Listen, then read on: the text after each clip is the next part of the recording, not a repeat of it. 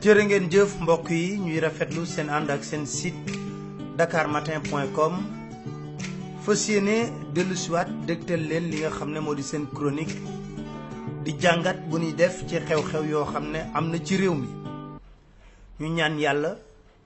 rek kàddu yu ñuy génne fii nekk kàddu yoo xam ne ñu koy dégloo xel bu baax a baax ba git kàddu yi nekk kàddu yoo xam ne yu lalu ci kaw dëgg la ngir mu doon njariñ ci réew mi tey dañuy tàmbali jukki li nga xam ne moo di chronique bi ak poñ bu njëkk bii nga xam ne ñu ngi ko fas yéene jagleel marche bi amoon opposition bi naroon ko ajjuma bii ñu génn ñu gis lu ci xew lépp ci régime président Macky Sall ak seetlu dafa wane ne lu jëm ci wàllu marche aaya bi jéggi na dayo maa ngi ko doon naqarlu ci chronique ba la mujj maa ngi doon wax ne kuréel yi nga xam ne ñooy saytu ak yelleefu doomu aadama yëkkati woon nañ seen kàddu ne détention longue préventive yi dafa bari ci biir kaso yi te moo tax kaso yu fees ba sax boo sàggunul moo jur mutinerie bi amoon ca Rebeuss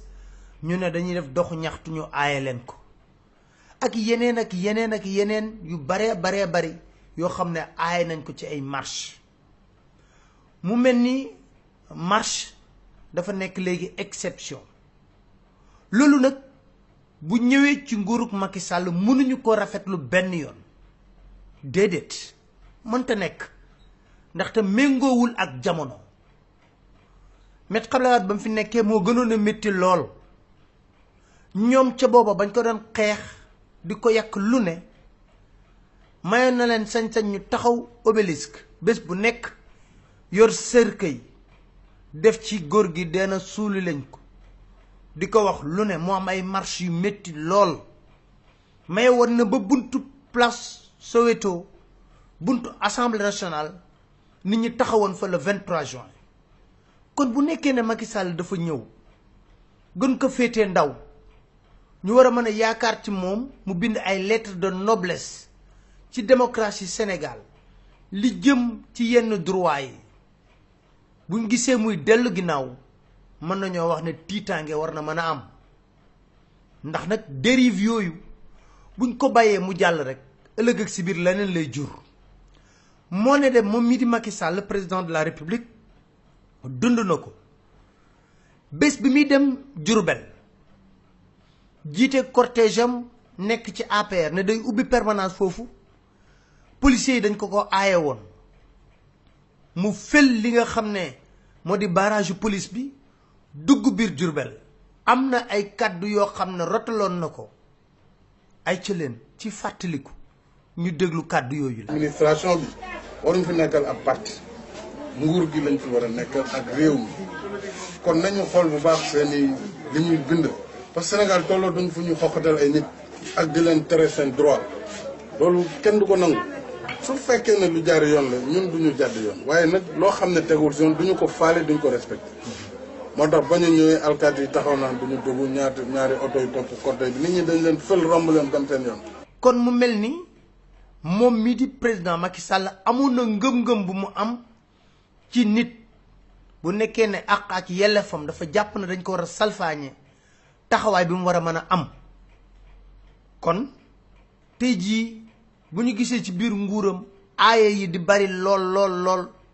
daf ñuy jaaxal lool te tax moom mii di président Macky Sall xamal nañu ba muy sàkku di wut nguur ne lépp lu nguur mën a am ci doole force de sécurité gendarmerie police ak lépp service de renseignement bés bu askanam jógee taxaw bañ lenn yi rek du xoqatal di tiitalaate du grenade lacrymogène du rey nit mooy tax askan woowule lañu bëgg duñu ko def am na ay kàddu yum ci rataloon dem sax ba ne nguur gi ci boppam dafa war a protéger homme politique yi leader politique yépp nguur yi dañ leen war a protéger boobu mi ngi wut nguur di wax ban gis-gis la am ci nguur nu mu war a doxalee ñu dégluwaat kàddu yooyu. La répression d'ailleurs ne fait plus reculer aucun peuple. Vous avez vu ce qui se passe dans le monde. Je vous ai parlé tout à l'heure de nouvelles légitimités concurrentielles. Les peuples sont capables de mettre un terme aux dérives d'un pouvoir. Donc il faut qu'ils le sachent. Je crois aussi que l'État a le devoir de protéger les hommes politiques, de protéger les citoyens de façon générale. Barthélémy Diaz lui-même devait être protégé. Ce n'était pas à lui de se défendre devant des bandes d'agresseurs. C'est à l'État d'assurer sa sécurité. C'est à l'État d'assurer la sécurité des leaders politiques et de tous les citoyens. Je voudrais utiliser cette formule. Aujourd'hui, la magie du clic, partout dans le monde, on le voit, fait face à la toute-puissance du fric et des flics. Donc le clic à travers les réseaux sociaux, Facebook, Twitter, YouTube, etc., à travers les appels qui se font, ils font face à la toute-puissance de l'argent et à la toute-puissance de la répression. Donc vraiment, croire qu'avec la répression, on peut régler, faire ce qu'on veut, c'est vraiment ne pas avoir la bonne lecture sur les événements qui se passent aujourd'hui. yamutoon ci loolu yokkoon na ci leneen xamal nañu ñi nga xam ne ñoo nekk ci administration bi di ci liggéey waruñu servir kenn koo xam ne moo nekk ci bopp nguur état lañu war a servir état mooy lan servir askan wi ñoom c'est des administrateurs de l'état des commis de l'état lépp loo xam ne jaaduwul ñu sant leen ko waruñu ko nangoo def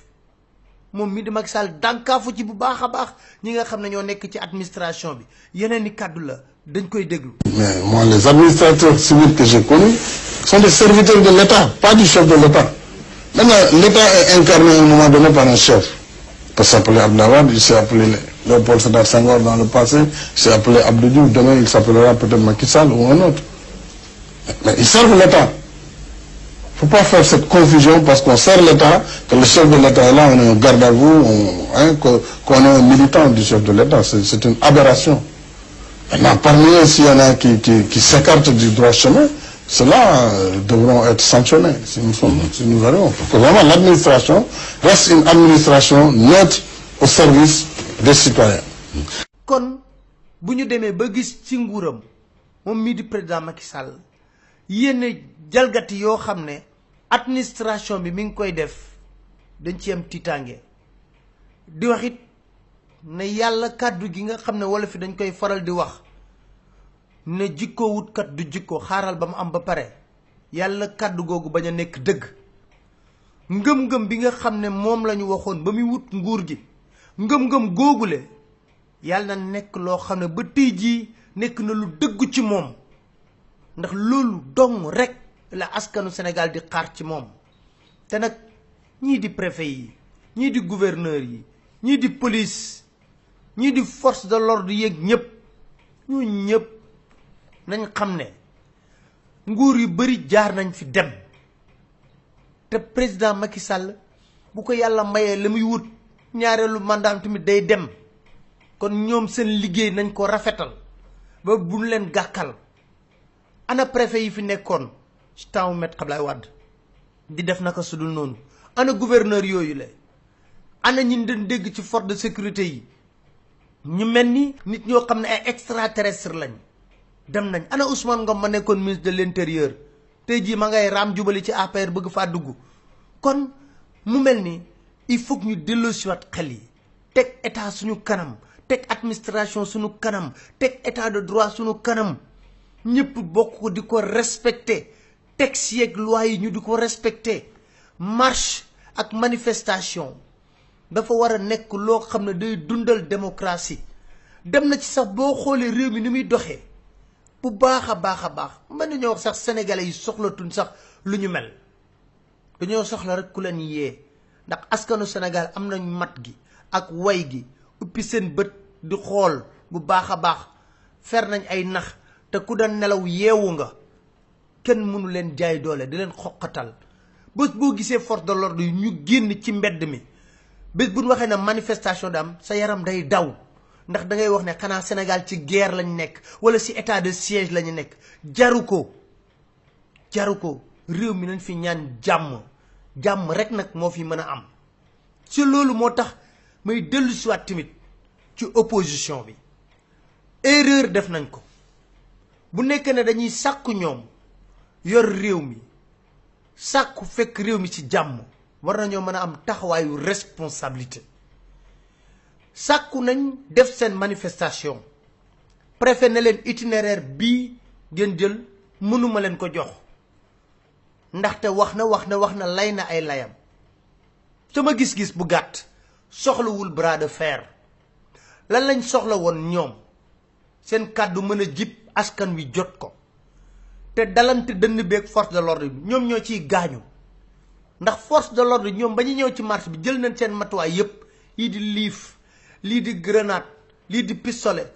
ngir fas yéene jàmmatloog ñoo xam ne yoruñu benn gànnaay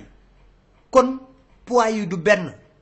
kon responsabilité foofu opposition bi waroon na ko am bu baax a baax tojante bopp bi tour deret ñu jàppale fi boom fi ay nit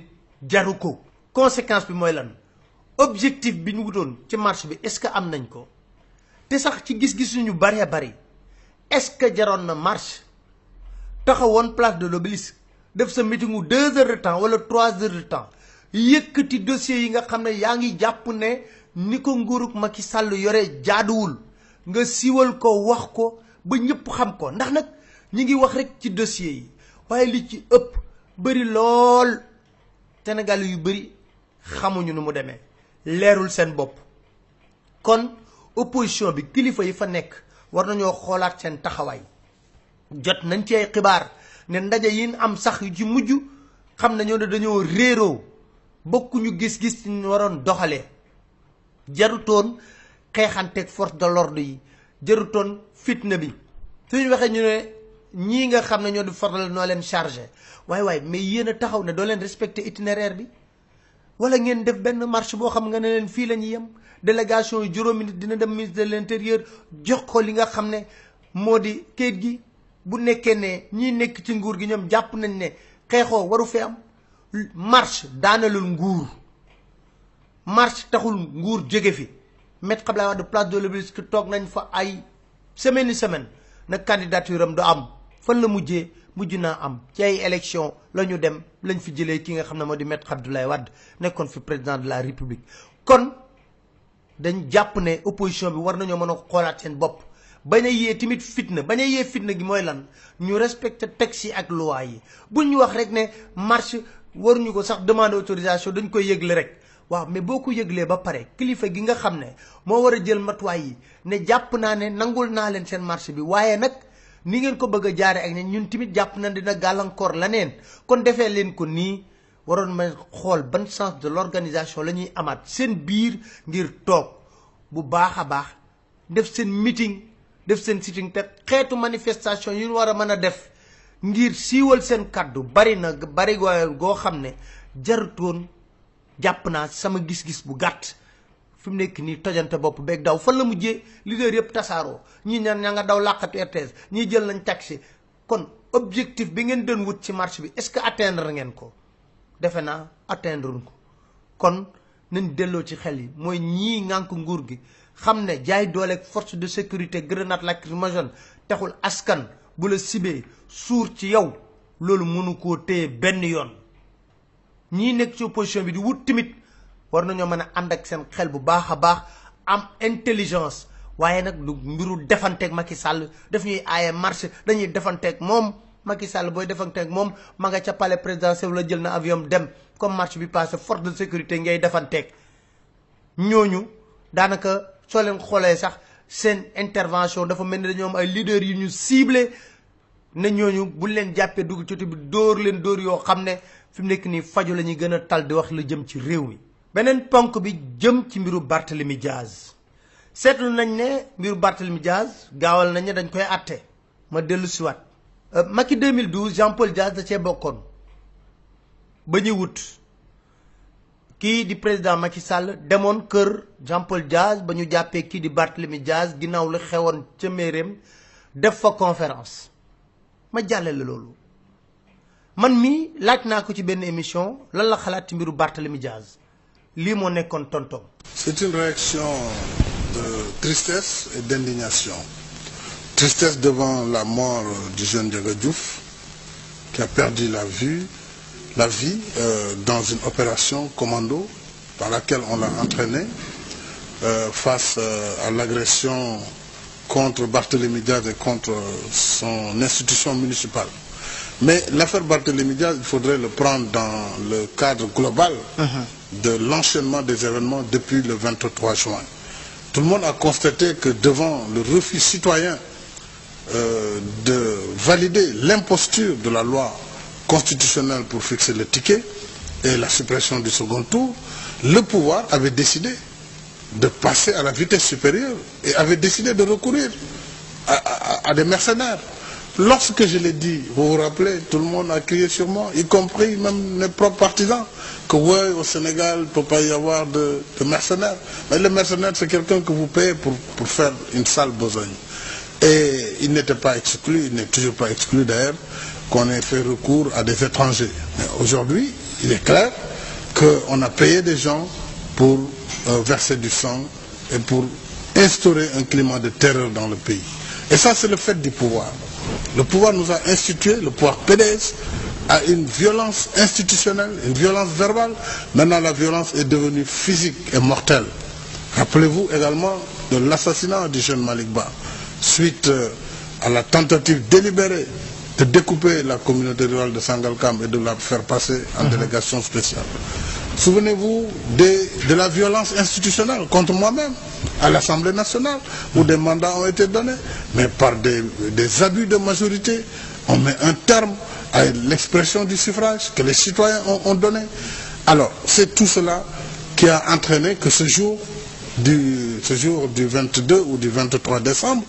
l'on est assisté à une bande armée devant la police médusée et qui était là impuissante. Ils sont venus agresser. Donc les vrais responsables de cette affaire sont ceux-là qui ont commandité et financé cette opération. Tout le monde a vu à travers la télévision que même les médias ont pu avoir le temps de venir, de filmer en direct où étaient les forces de sécurité. Donc je pense que là, l'État a une responsabilité pleine et entière dans ce qui s'est passé devant la mairie de Sacré-Cœur-Mermoz, qui a entraîné donc la mort de Ndiaga Diouf. J'en profite pour présenter mes condoléances attristées à sa famille et vraiment souhaiter que Dieu l'accueille en son paradis. Mais j'en profite aussi pour exiger la libération de Barthélémy Diaz, puisque l'enquête piétine. On parle aujourd'hui d'une nouvelle enquête à réaliser par la gendarmerie, si c'est le cas, mais il n'y a plus de raison de retenir le Barthélémy Diaz en prison. Attendons donc que la nouvelle enquête fasse le point et la lumière pour pouvoir mettre en examen ou inculper qui que ce soit. Donc je pense que pour la paix et la stabilité, le pouvoir a intérêt à non seulement libérer Barthélémy Diaz, mais à libérer également Malick Noël Seck, qui croupit en prison à Tambacounda, ce qui est tout à fait inacceptable pour avoir simplement écrit une lettre au Conseil constitutionnel. ñoom ñoo génne ba ñu faloo kaso ki nga xam ne moo di Barthélémy Diaz ca booba Barthélémy Diaz ci ay kàddoom ci taxawaayam ma nga àndoon ak ñoom dama bëgg ñu dégloo ma ak xel bu baax a baax waxuma mbiru Ndiaga Diouf kenn waru koo leeral déedéet waaye dama bëggit la nga gëm ba ngay wut nguur boo mee nguur ngay continuer di ko gëm waaye duma mën a d'accord benn yoon ngay jël justice di ko manipuler pour des règlements de compte politique. Dossier Ndiaga Diouf dañ ko war a enquête ba mu leer naññ ndaxte ca booba waxoon nañ ne commanditaires yi ña nga bokk ci biir parti démocratique sénégalais tuddoon nañ ci Abdoulaye Faye ne foofu yëpp lañ planifié doomam tuddoon nañ ko fa ne ñu jóge woon songi mairie bu Mermoz fi Barthélémy Diaz nekk ña nga bàyyeekoo ca permanence bu parti démocratique sénégalais loolu la ñu waxoon déggoon nañ ci kàddu Abdoulaye Faye ñu seppi woon ci Barthélémy Diaz tëj ci biir kaso bi Macky Sall dénoncé ko wax ne Barthélémy Diaz li mu def daanaka légitime défense la agression lañ ko def mu jël ci ay matuwaayam boobu ba léegi kenn déggul ñi doon wax ñëpp dañ daan wax ne mbir mi nañ ko leeral waaye seetlu nañ ne position yi Barthélémy Diaz am tey jii ànd ak Khalifa Sall songu partem ne la fa nekk jaaduwul génn fi nga xam ne moo di bureau assemblée nationale ñoo déetuwaay mu dem ci marche opposition bu Macky Sall ñu xëy suba teel rek ñu ne dañuy yëkkatiwaat dossier Barthélémy Diaz damay wax ne ci loolu ne lépp jaar ci yoon buñ utiliser mukk justice mu nekk bras armé ne comme Barthélémy Diaz àndatul ak ñun tey jii la ñu waxoon ñun nee nañ waxeet dootuñu ko jàppale benn yoon jàppale boobu moo njëkkutoon doon yoon dañoo waroon bàyyi justice def liggéeyam na mu war ñu xool enquête ni ca war a enquête ñëpp bu ñuy setal deru Barthélémy Diaz setal ko bu ñuy jàpp commanditaires yi nga xam ne ña nga bàyyeekoo ci parti démocratique sénégalais ñu jàpp leen parce que oto bu yemoon nerve yi fa la jóge dossier boobu loolu moo ci xewoon ci biir ñu attaqué mairie bu Mermoz fii Baobab Barthélémy Diaz défendre moom bakkan bu fa rot kon bakkan bu rotee war nañu mën a enquête justice waruñu ko woon manipuler ca njëlbeen ba dañu waroon bàyyi justice mu def liggéeyam mam rem Macky Sall ba mu faloo nekk président de la république la waroon bàyyi dossier bi ñu enquête ko ba mu mat sëkk waaye bàyyi nañ di bayal mu den défendre moom Barthélémy Diaz fu ne tey jii gis nañ ne Barthélémy Diaz taxawul ci wetam ma ngi koy xeex adversaire am la ñu yëkkatiwaat dossier boobule suñu xel mën na tey ñaaw njort ne règlement de compte politique lañ ci jublu dañ ko topp nag ba xam fan lay mujjee waaye di ñaan yàlla rek suñu juge yi suñu magistrat yi ñoom rek ñoo mën a sauver réewum Sénégal ñoom ñoo mën a teg réew mi ci dëgg ñuy ñaan yàlla ñu am way gi ak fit wi ba duñ leen manipuler benn yoon suñu force de sécurité yi tamit ñu xam ne rey nit amul njariñ dóor nit ay grenade lacrymogène amul njariñ Macky Sall boo ko dóoroon grenade lacrymogène tey jii mooy président de la république ñu delloo si waat xel yi xam ne réew mi ñu ñoo ko moom te tamit ñiy sàkku réew mi di digge lu ne di wax lu ne kàddu yu nga xam ne moom lañ den wax bu ñu yoree réew mi nañ ko jëfee Sénégal mën cee njariñ leen sant di leen gërëm leen di daje si seen beneen chronique seen site Dakar Matin incha allah